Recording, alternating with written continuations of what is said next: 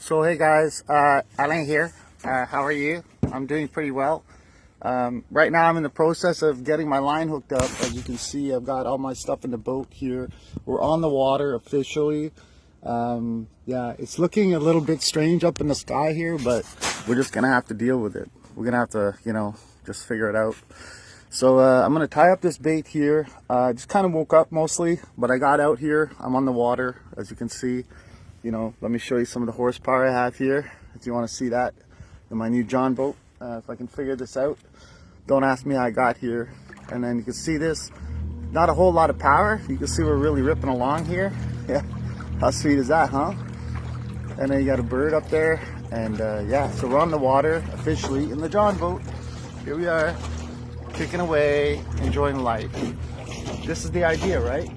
And yeah, so it's not very warm yet, so Adam might have been right about me wearing a jacket these days, but it is what it is. So we're far enough now that I was parked all the way back there, so we're gonna try to figure that out.